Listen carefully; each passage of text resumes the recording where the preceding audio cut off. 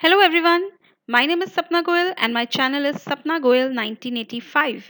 इस वीडियो के थ्रू हम स्टडी करेंगे क्लास 7th सिविक्स लेसन 3 के नोट्स को और लेसन का नेम है how the state government works.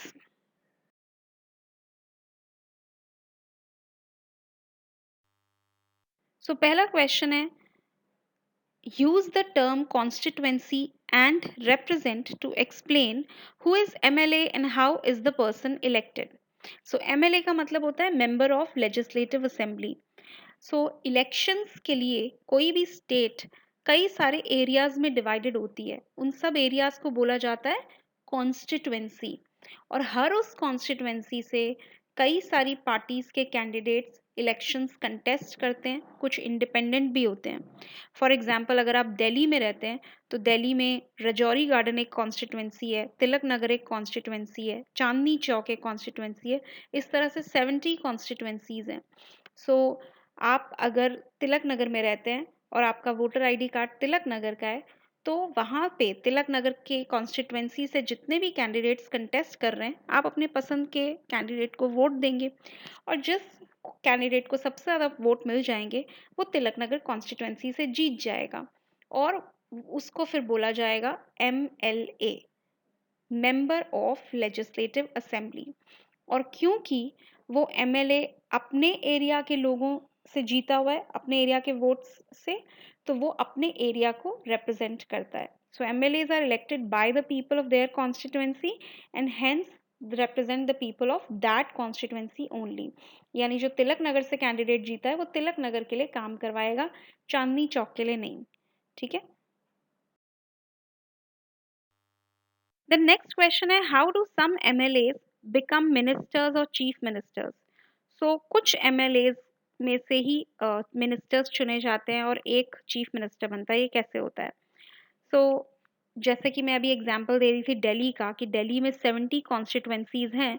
So her constituency से किसी ना किसी पार्टी का कोई कैंडिडेट MLA बनेगा जो जीतेगा और कुछ से इंडिपेंडेंट भी जीत सकते हैं, यानी जो किसी पार्टी का पार्ट नहीं होते, जो निर्दलीय होते हैं। और अब जितने भी जीतते हैं फिर उसमें काउंटिंग होती है। लेट्स से अब 4 पार्टीज हैं, बीजेपी, कांग्रेस और आम आदमी पार्टी, 3 पार्टीज हैं और एक कुछ कैंडिडेट्स इंडिपेंडेंट भी हैं। तो जिस पार्टी की सबसे ज़्यादा सीट्स आती हैं, सबसे ज़्यादा कितनी, हाफ प्लस वन, 70 का हाफ हुआ 35 और 35 प्लस वन हुआ 36। सो जिस भी पार्टी के हाफ प्लस वन नेता चुन लिए जाते हैं, जीत जाते हैं, वो पार्टी को मौका मिलता है उस स्टेट में सरकार बनाने का। जैसे कि करंटली आम आदमी पार्टी है, क्योंकि उनके 36 कम से कम 36 MLAs बने, उतने कैंडिडेट्स ने अलग अलग कॉन्स्टिट्यूएंसीज से जीत हासिल की। तो a political party whose MLAs have won more than half of the total number of constituencies in a state can be said to be in majority. तो 70 अगर सीट्स हैं उसमें से हाफ प्लस वन किसी ने भी जीत ली, अगर बीजेपी ने जीत ली, बीजेपी के कैंडिडेट्स ने, तो BJP will form the government in Delhi. It's like that. After the elections, the MLAs belonging to ruling party will elect their leader who will become the chief minister. अब ये जो 70 MLAs बने हैं, जीते हैं, इनमें से जो सबसे ज़्यादा जिस पार्टी के कैंडिडेट्स जीते हैं वो पार्टी पावर में आती है। तो जो रूलिंग पार्टी होती है वो होती है जो एक्चुअली पावर में आती है। अब उन रूलिंग पार्टी के जितने भी जीते हुए MLAs हैं वो सब मिलकर अपना चीफ मिनिस्टर डिसाइड करेंगे, यानी अपना लीडर डिसाइड करेंगे। यूजुअली ये लीडर्स पहले से डिसाइडेड होते हैं। सो जो रूलिंग पार्टी का लीडर होता है वही चीफ मिनिस्टर बनता है and then chief minister selects other people as minister. तो बाकी जीते हुए में से भी जो अपनी पार्टी के हैं उनसे या इवन दूसरी पार्टी के नेता भी जो हैं उन 70 में से किसी भी कैंडिडेट को चीफ मिनिस्टर चूज कर सकते हैं मिनिस्टर्स बनने के लिए। नेक्स्ट क्वेश्चन है what is the legislative assembly? A legislative assembly is a place where all the MLAs, whether from ruling party or from the opposition, meet to discuss various things. जैसे पूरी country के लिए parliament होती है जहाँ पे सब नेता बैठते हैं और डिसीजंस लेते हैं कंट्री के लिए, इसी तरह से हर स्टेट के लिए भी जो हाईएस्ट लॉ मेकिंग बॉडी है वो है लेजिस्लेटिव असेंबली, जिसको हम कहते हैं स्टेट लेजिस्लेचर, जिसके दो हाउसेस होते हैं, legislative assembly and legislative council.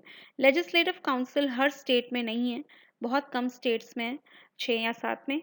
तो इसलिए कई बार स्टेट लेजिस्लेचर वर्ड यूज़ ना करके लेजिस्लेटिव असेंबली यूज़ कर लिया जाता है, क्योंकि ये हर स्टेट में है।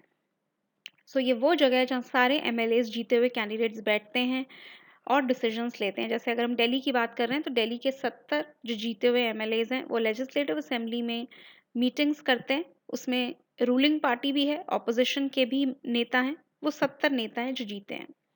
These members can ask question, debate an important issue and decide where money should be spent. So ये members जितने भी हैं questions पूछ सकते हैं, debate कर सकते हैं और जितने भी decisions लेने होते हैं वो पार्लियामेंट वो legislative assembly में लिए जाते हैं state के regarding. The legislative assembly of a state is also responsible for making laws for that state. So state का कानून जो भी बनते हैं उस state के लिए वो भी legislative assembly में बनते हैं. Next question is who runs the government? The chief minister and his cabinet have the responsibility of running various government departments. Some MLAs have dual responsibilities, one as an MLA and other as a minister. तो फिर से दिल्ली का example ले रही हूँ। सो दिल्ली में अगर 70 seats हैं और 70 लोग नेता बन गए हैं अब, तो अपनी कॉन्स्टिट्यूएंसी के लिए वहाँ का एमएलए जिम्मेदार होता है। यानी तिलक नगर में अगर कोई काम करवाना है तो वहाँ तिलक नगर का जीता हुआ जो एमएलए है वो रिस्पॉन्सिबल होगा। लेकिन पूरी स्टेट के लिए अगर काम करवाना है, पूरी स्टेट में स्कूल बनवाने हैं, हॉस्पिटल बनवाने हैं, रोड्स बनवानी है और बहुत सारे काम होते हैं, तो वो कौन करवाता है? तो वो मेजरली रूलिंग पार्टी की रिस्पॉन्सिबिलिटी, और उसमें भी किसकी? चीफ मिनिस्टर की। Chief minister and his cabinet. Chief minister जिन लोगों को मिनिस्टर्स सिलेक्ट करते हैं वो उनमें से कुछ इंपॉर्टेंट मिनिस्टर्स होते हैं जिनको कैबिनेट मिनिस्टर्स कहा जाता है, और चीफ मिनिस्टर और उनके जितने भी मिनिस्टर्स हैं उन सबकी रिस्पॉन्सिबिलिटी है सरकार को चलाना। सो अपने अपने एरिया के लिए तो एमएलए रिस्पॉन्सिबल होते ही हैं, लेकिन कुछ एमएलए जिनको मिनिस्टर्स भी बना दिया जाता है वो एज अ मिनिस्टर पूरी स्टेट में वो काम करवाने के लिए रिस्पॉन्सिबल है। जैसे अगर एजुकेशन मिनिस्टर हैं, वो पूरी स्टेट की एजुकेशन भी संभालेंगे, लेकिन वो कहीं ना कहीं के एमएलए भी हैं, तो उस स्टेट, उस जगह का, उस कॉन्स्टिट्यूएंसी का काम भी उन्होंने देखना है। Next question is why should decisions taken by the chief minister and other ministers be debated in the legislative assembly?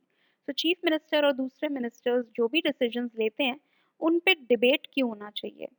तो ये इसलिए ज़रूरी है because we are living in a representative democracy. जितने भी हमारे नेता हैं they are representatives of people, तो वो कुछ भी काम मनमाने ढंग से ना करें, उनकी हर चीज़ पे अकाउंटेबिलिटी बनती है। अकाउंटेबिलिटी मतलब answerable, they are answerable to the citizens.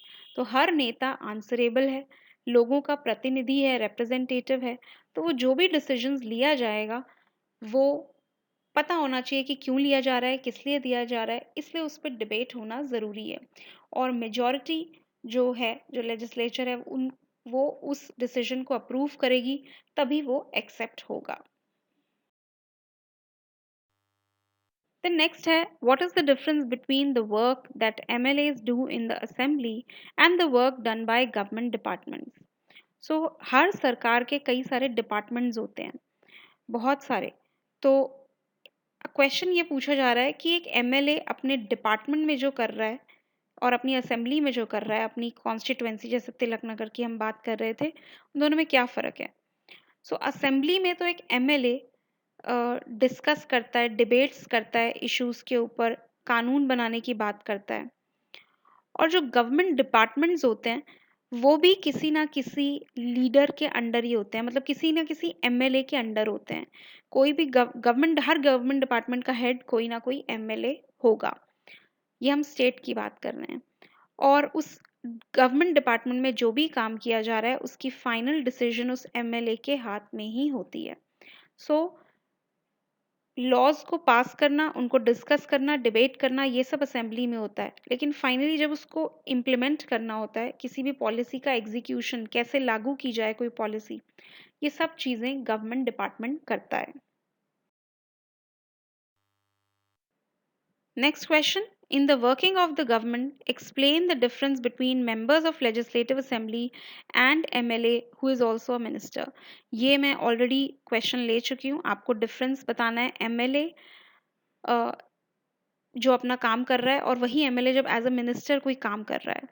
So as an MLA, एक एमएलए को अपने कॉन्स्टिट्यूएंसी की जितने भी इश्यूज हैं उसको डील करना होता है। आपकी एक कॉन्स्टिट्यूएंसी में नालियों की सफाई करवानी है या आपकी कॉन्स्टिट्यूएंसी में रोड्स बनवानी है, तो ये सब काम जो है एक एमएलए अपनी कॉन्स्टिट्यूएंसी के अंदर अंदर करेगा। Usually sanitation, parks, cleanliness, lighting, ये सारे काम होते हैं। यूजुअली रोड जो बनवाने का काम है वो स्टेट गवर्नमेंट्स लेती हैं।